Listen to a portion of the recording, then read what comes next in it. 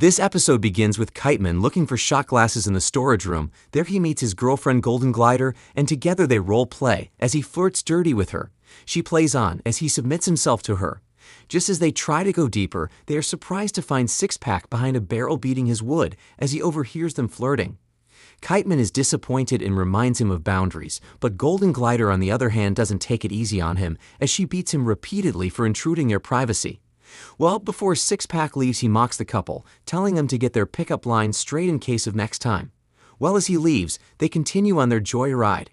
In the next scene, Malice informs Kiteman that Six-Pack has ordered the provincial triple dry gin. He is confused as Six-Pack is already fast asleep because he is drunk. Mo lets them know that Six-Pack is not the one to order anything reasonable whenever he is drunk. His orders are always upscale. Kiteman doesn't know how to make the drink, but then he remembers that Glider has a recipe for drinks on her laptop. Just as he browsed through it, Gus and the others are worried that Kiteman is intruding her privacy. He doesn't listen and goes on to open a folder titled Work Stuffs. There he sees the relationship milestones checklist Glider had made.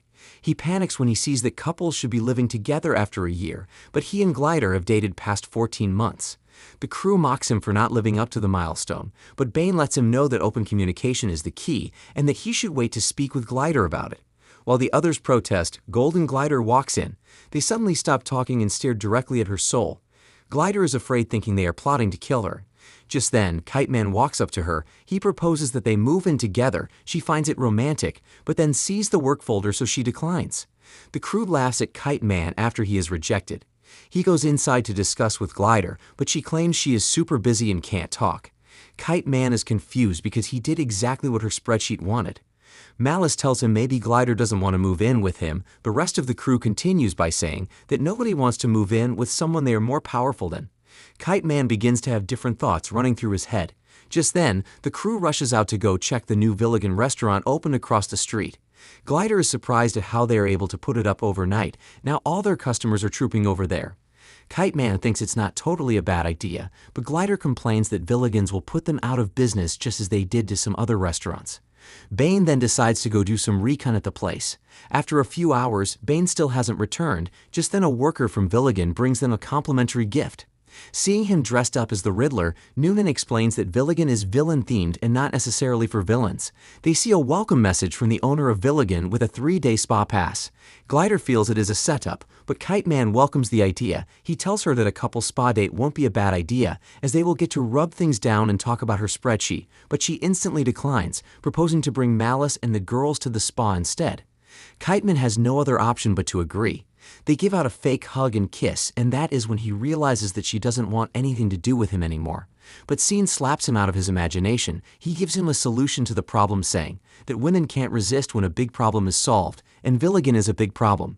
Kiteman finds it to be a good idea. He must prove to be move-in worthy by solving the Villigan's problem. He goes over to Villigan and is amazed by the magnificent structure and work.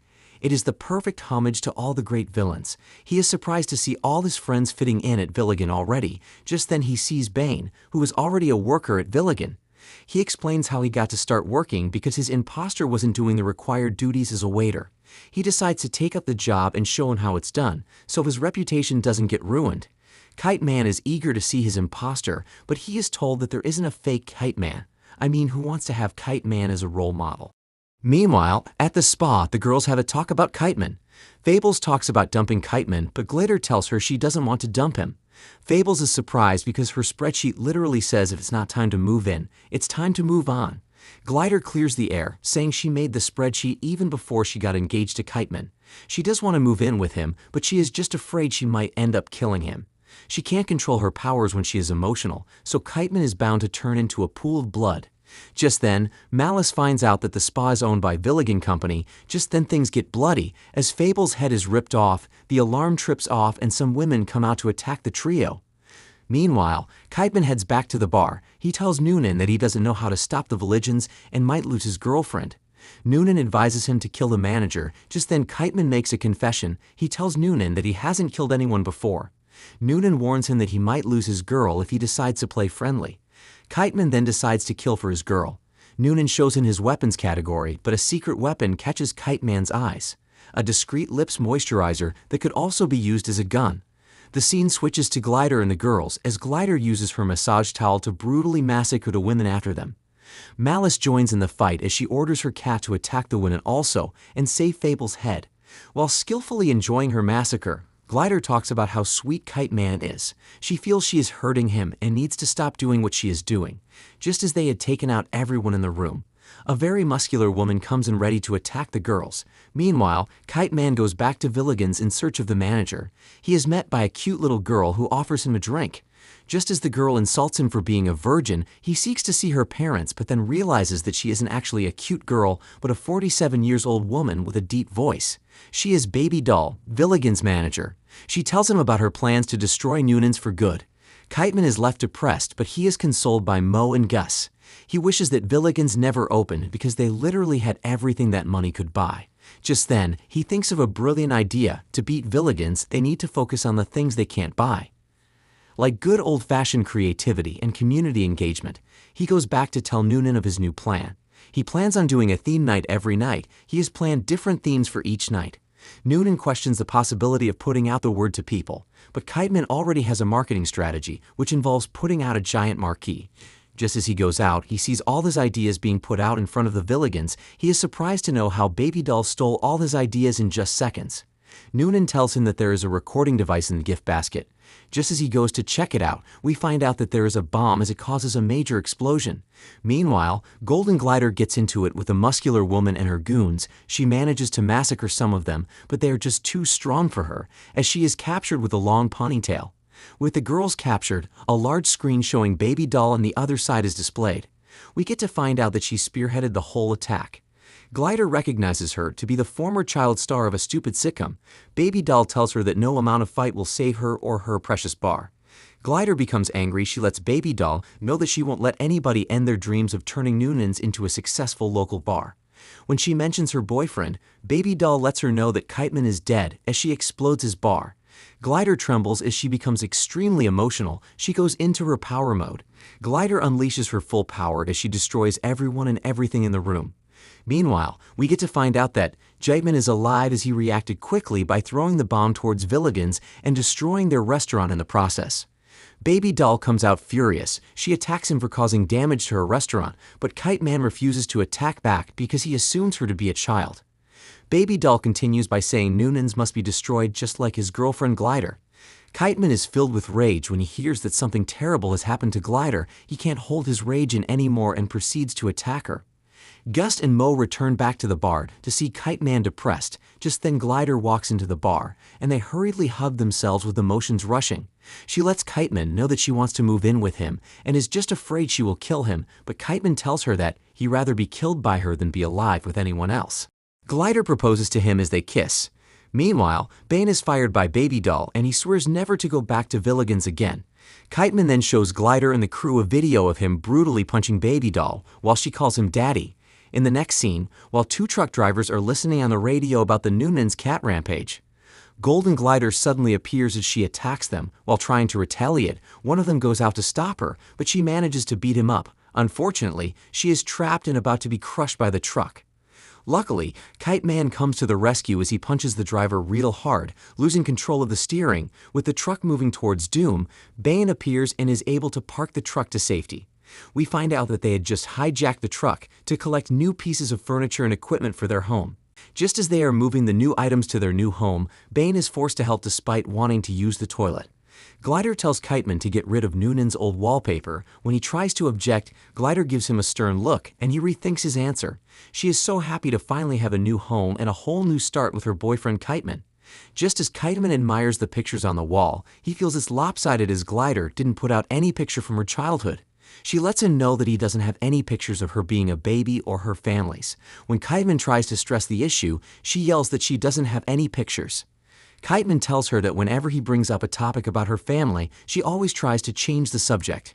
Just then she changes the subject again, and Kite Man, jazzed in love, falls for it as he kisses her. Meanwhile, Bane couldn't hold it anymore, so he rushes to a restricted toilet to go release his atomic gas. Just as he flushes the toilet, he is taken back to time. Bane notices that the toilet now has the 90s decorated designs. Although he still doesn't have an idea of what happened, he goes to the sitting room to look for Golden Glider and Kite Man, but couldn't find either of them. He picks up a mint newspaper from 1980 as he glances through it. Just as he sees some construction workers socially harassing a girl, he suddenly realizes that he has been flushed to the 80s. Meanwhile, the scene switches to Glider and Kiteman talking about their dream decor. Just then Kiteman checks on Bane in the bathroom and figures that he might have bailed out on them using the window. On the other hand, Bane goes back to the toilet asking to be flushed back to the future. He realizes that his friends might be panicking already, so he tries to find another way out. Bane writes a message on the wall hoping that Glider would see it when she rips out the old wallpaper. Kiteman tries to ask Glider about her family again, but then she sees the mysterious writing from Bane and ignores his question.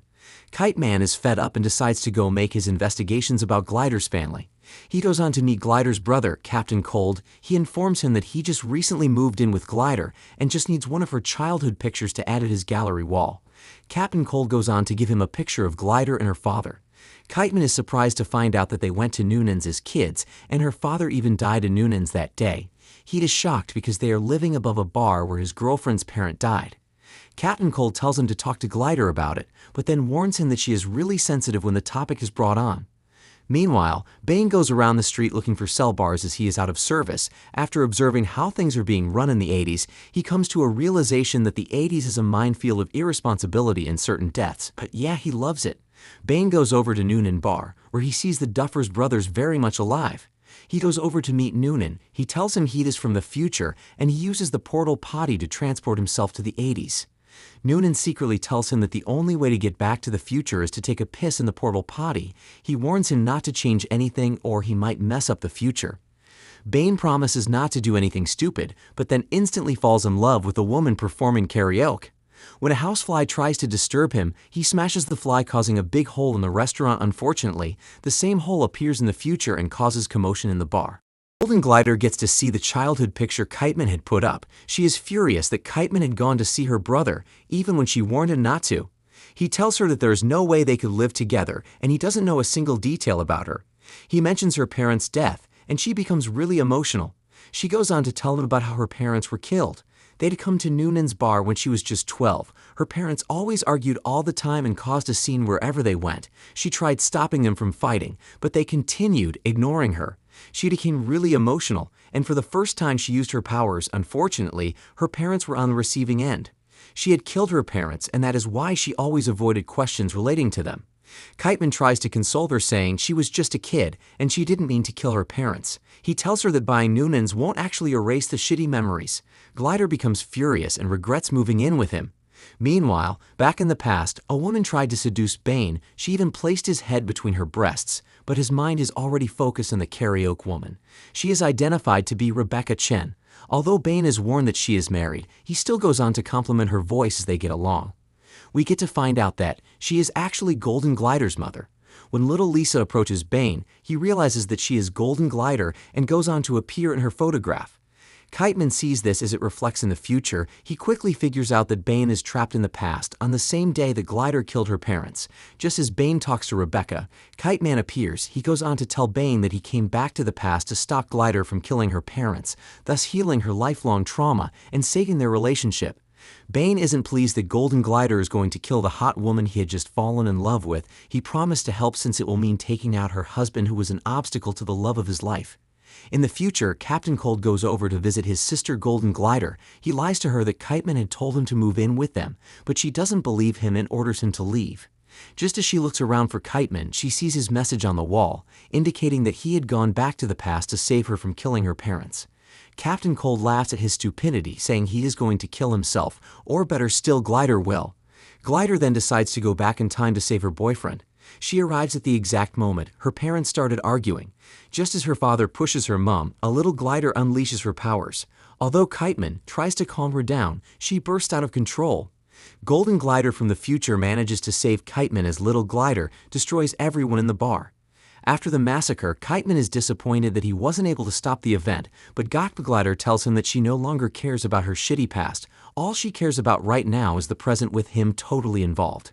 Just then, we find out that Rebecca actually survived the massacre with Bane. Golden Glider rushes to hug her mother, although Rebecca doesn't recognize her. Glider is glad that her mum survived. She tells her to live the life that she always wanted. Before she leaves, she whispers to little Glider, telling her not to trust a guy named Eddie, who will deceive her that he is allergic to condoms. She returns to the future with Kiteman. Just as they get emotional and are about to get in the groove, she finds Captain Cold in her room. She tells him to leave her house, and she has just saved their mother. Meanwhile, Bane doesn't want to return to the future. He plans on spending his eternity with his newly found love. But she abandons him and her little kids when she finds out that her husband is dead, and she can literally do anything she wants to do now. Well, Bane has no other option but to head back to the future. He certainly isn't ready to be a single stepdad. Back in the future, Glider searches for her mum's picture as she literally has no proof to indicate that she is alive. She is confused as she thinks about what actually happened to her. Well, we get to see Rebecca locked up in a cage, filled with dangerous gas, as a villain lets out an evil laugh. The end. If you enjoy this show, please leave a like and comment for more episodes.